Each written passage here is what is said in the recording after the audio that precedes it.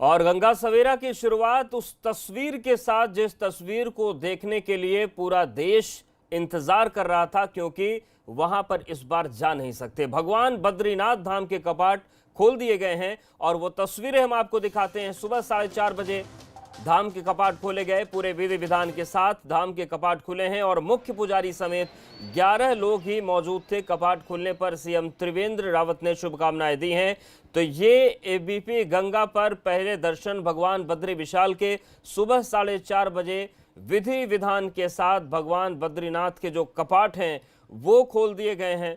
हालांकि इस बार लॉकडाउन का दौर चल रहा है, कोरोना का काल चल रहा है, ऐसे में भक्तों को वहां पर जाने की अनुमति नहीं है। लेकिन एबीपी गंगा के जरिए आप भगवान बद्री विशाल के दर्शन करिए।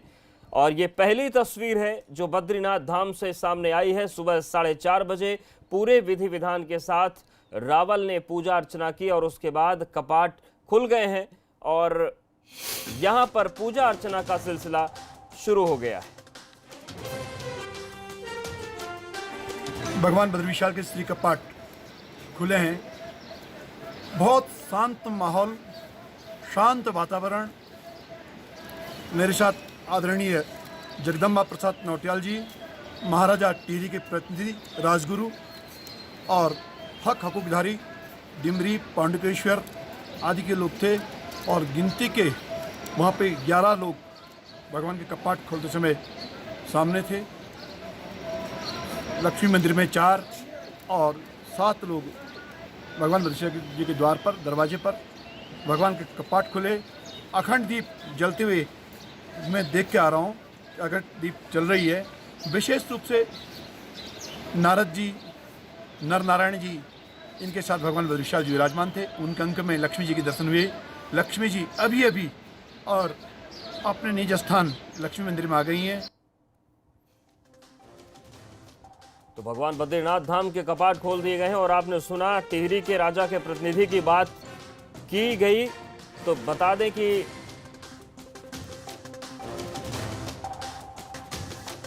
आज प्रातः भगवान बद्री विशाल के कपाट ग्रीष्म काल के लिए खुल गए हैं। ये हमारे लिए बहुत ही शुभ अवसर है। तमाम जो लोग भगवान बद्री विशाल के प्रति जिनकी आस्था है, जो विश्वास रखते हैं, मैं उन सबको बहुत बहुत बधाई देता हूं, बहुत शुभकामनाएं देता हूं और भगवान बद्री विशाल से प्रार्थना करता हूं कि आप सबके जीवन में सुख हो, खुशहाली हो, समृद्धि हो, इसकी मैं कामना करता हूं। साथ ही मैं इस अवसर पर ये बात आपसे जरूर करना चाहूंगा कि कोरोना की महामारी पूरे विश्व को अपने चपेटे में ली हुई है और हम सबको मिलजुल कर उसका सामना करना है। कोरोना से हमको बराबर दूरी बनाकर चलना है। ऐसा लगता है कि ये समय लेगी, कितना समय लेगी कुछ कहा नहीं जा सकता है। और इसलिए मैं आप सबसे अनुरोध करना चाहूंगा कि हम सब लोग इस अवसर पर मास्क जरूर लगाएं, बगैर मास्क के बाहर न निकलें।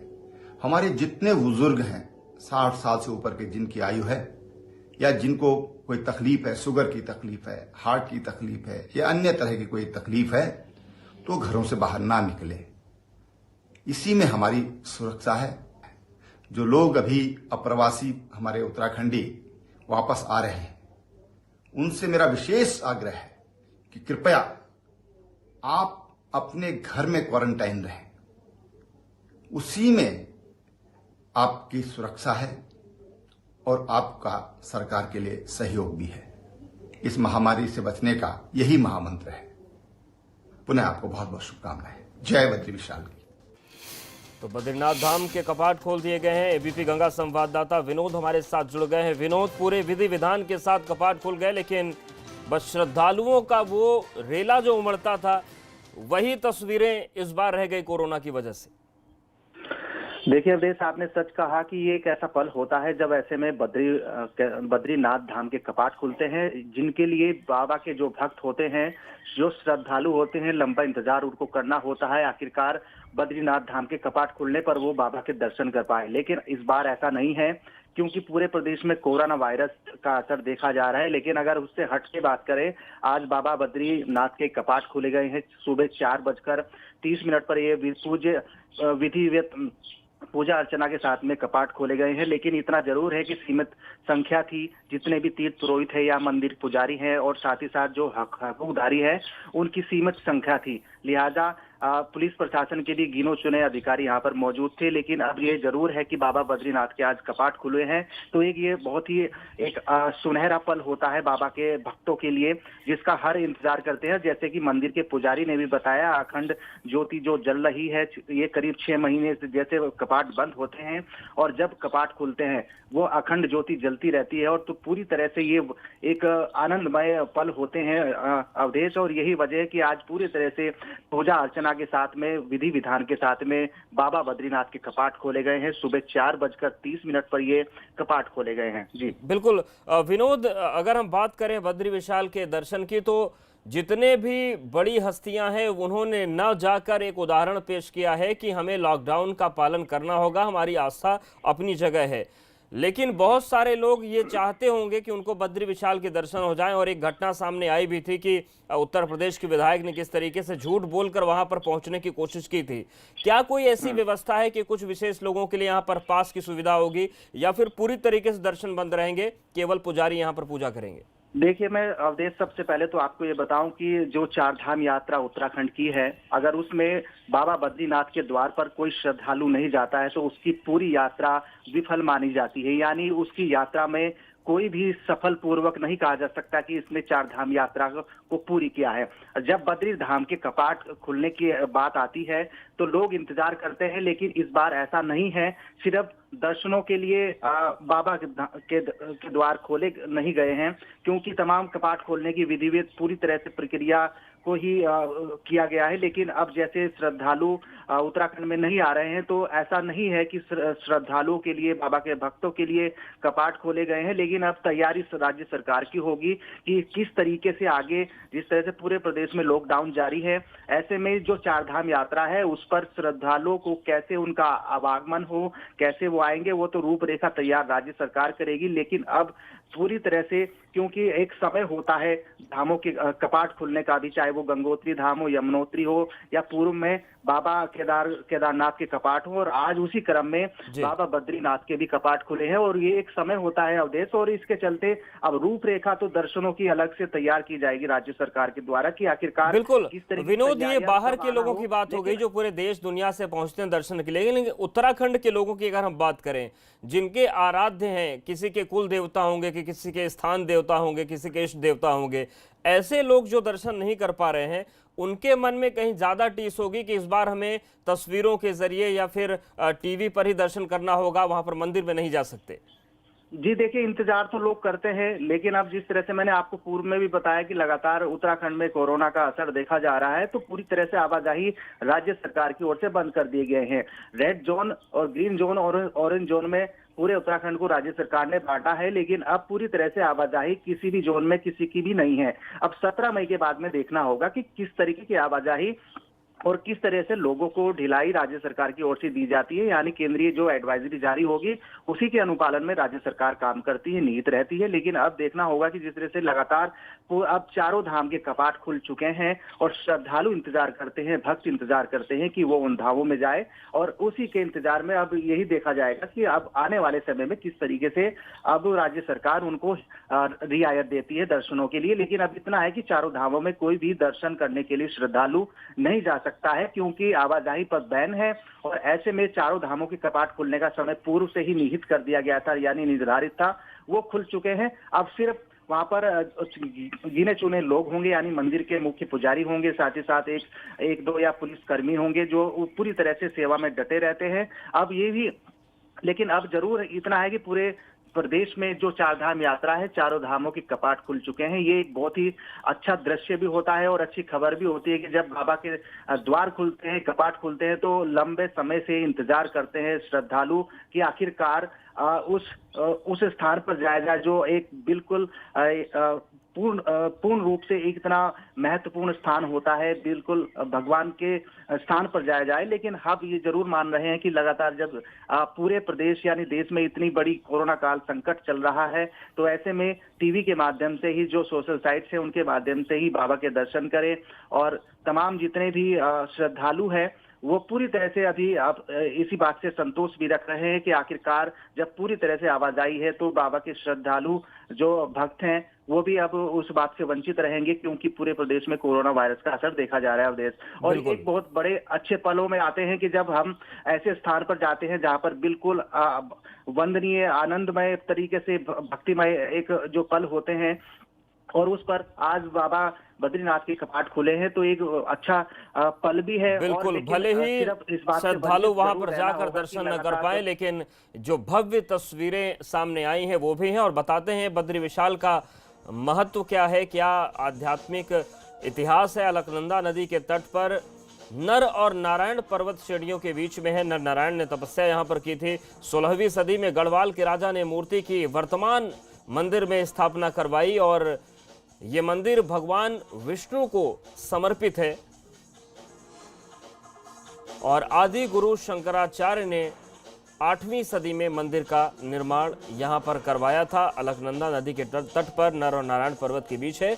और वर्तमान समय की बात करें तो जो टिहरी के राजा हैं उनके ये आराध्य देवता है बद्रीनाथ, और जो यहाँ पर आज भी तिल के तेल से भगवान विष्णु के पूजा की परंपरा है, वो पूजा सामग्री जो टिहरी के राजा हैं वही भेजते हैं।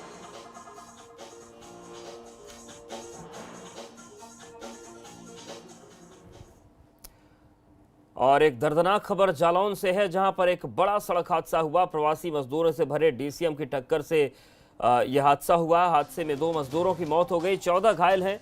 उरई राजकीय मेडिकल कॉलेज में इन्हें भर्ती करा दिया गया है। मुंबई से अपने अपने घर जा रहे थे मजदूर। तो एक और हादसा हुआ। मजदूर पहले से ही बेबस हैं, सड़कों पर फंसे हैं, और जालौन में एक बड़ा सड़क हादसा हुआ जहां पर प्रवासी मजदूरों से भरे डीसीएम की टक्कर हो गई। हादसे का शिकार हो गया ये ट्रक और हादसे में 2 मजदूरों की मौत हुई है, जबकि 14 घायल हुए हैं। उरई राजकीय मेडिकल कॉलेज में इन्हें भर्ती करवा दिया गया है। मुंबई से ये लोग निकले थे और अपने घरों की तरफ जा रहे थे। तो देखिए, यही वो ट्रक है जिसमें मजदूर सवार थे, लेकिन धक्का लगने के बाद ये सड़क के नीचे आ गया और इस हादसे में 2 मजदूरों की मौत हुई है, जबकि 14 मजदूर घायल हुए हैं। तो सबसे पहले तस्वीर आपको हम एबीपी गंगा पर दिखा रहे हैं, और ये वो तस्वीरें हैं जो केवल सड़क हादसा नहीं है, बल्कि ये मजदूरों की किस्मत का हादसा आप कह लीजिए कि वो पहले से ही मजबूरी में घिरे हुए हैं, उनको कोई मदद नहीं है, लेकिन घर पहुंचने के बीच में रास्ते में एक्सीडेंट हो जाता है। मयंक हमारे साथ जुड़ गए हैं। मयंक, यह हादसा हुआ कैसे और जो बाकी 14 लोग हैं उनकी हालत कैसी है जो घायल है? जी, आपको बता दूं कि पूरा मामला 8 थाना क्षेत्र के ग्राम इस किसान हाईवे का है, जहां पर मुंबई से चलकर अपने गणपत जा रहे प्रवासी मजदूर से भरी डीसीएम को तेज रफ्तार अज्ञात वाहन ने टक्कर मार दी, जिसमें एक महिला सहित 2 लोगों की मौके पर मौत हो गई और 14 प्रवासी मजदूर घायल हो गए। सूचना मिलते ही मौके पहुंची पुलिस ने सभी घायल मजदूरों को उरई मेडिकल कॉलेज में भर्ती कराया, जहाँ पर उनका इलाज किया जा रहा है, लेकिन उनकी अभी हालत गंभीर बनी हुई है। जी शुक्रिया जानकारी और अपडेट्स को देने के लिए मयंक। तो उरई के राजकीय मेडिकल कॉलेज में 14 मजदूरों को भर्ती करवा दिया गया है जो इस हादसे में घायल हुए हैं। वहीं 2 मजदूरों के इस दर्दनाक हादसे में मौत हो गई। तो कल भी 2 हादसे हुए थे। एक हादसा मुजफ्फरनगर में हुआ था जहां पर 10 मजदूरों की मौत हुई थी। दूसरा हादसा उत्तर प्रदेश की तरफ, मजदूर महाराष्ट्र से निकले थे लेकिन मध्य प्रदेश के गुना में हादसा हुआ था, उसमें भी मजदूरों की मौत हुई थी। और आज जालौन से ये तस्वीर सामने आ गई है। तो लगातार सड़क हादसे में मजदूरों की जान जा रही है, घर पहुंचने की कोशिश उनकी है, और इस कोशिश के बीच हादसों का कहर मजदूरों की जिंदगी पर टूट रहा है। तो एक थाना क्षेत्र के NH 27 पर यह हादसा हुआ था और 2 मजदूरों की मौत हुई, 14 घायल हैं जिनका इलाज चल रहा है उरई मेडिकल कॉलेज में। उरई राजकीय मेडिकल कॉलेज में सभी को भर्ती करवा दिया गया है।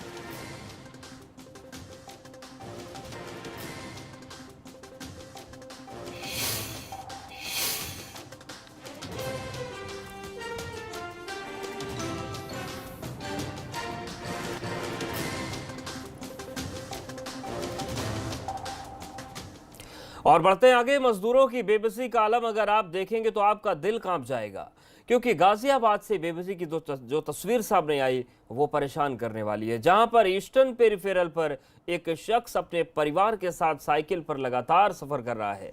छोटी बहन, पत्नी और 4 साल की मासूम के साथ वो पंजाब से अपने घर जा रहा है। जब हमने उससे सड़क पर इस तरह जाने को लेकर सवाल पूछा तो उसका जवाब था कि इस सड़क पर मरने से नहीं, भूख से डर लगता है। बेबस हो चुके इस मजदूर ने यहाँ तक कह दिया कि वो कसम खाता है कि अपना घर छोड़कर कभी बाहर नहीं आएगा, मजदूरी कर अपने बच्चों के साथ वहीं रहेगा। तो ये बेबसी की तस्वीरें हैं और मजदूरों का दर्द क्या कोई समझ पा रहा है, ये भी अपने आप में सवाल उठ जाता है। और आप बयान देखिए, मजदूर कहता है कि मरने से नहीं, भूख से डर लगता है। तो आप तस्वीर देखिए, मजदूरों का दर्द है और साइकिल से ही ये पूरा सफर चल रहा है। और इसलिए सफर चल रहा है क्योंकि जो सुविधाएं चाहिए घर पहुंचने के लिए वो मिल नहीं पा रही हैं। तो गाजियाबाद से तस्वीर सामने आई है, जहां पर ईस्टर्न पेरिफेरल पर एक शख्स अपने परिवार के साथ साइकिल पर लगातार सफर कर रहा है। छोटी बेटी है, पत्नी है 4 साल की मासूम के साथ, यानी कि 2 बच्चियां हैं, पत्नी है और उसके साथ पंजाब से वो निकला है। जब हमने उससे सड़क पर सवाल पूछा तो उसने कहा कि भूख से डर लगता है, सड़क पर मरने से डर नहीं लगता।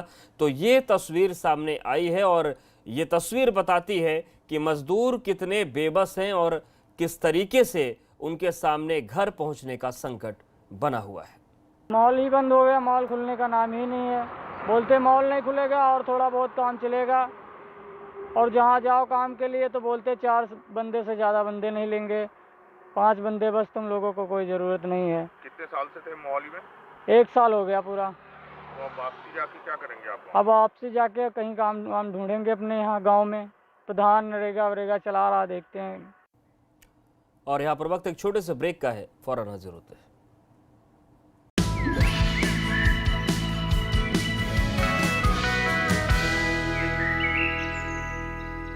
कोरोना के संकट काल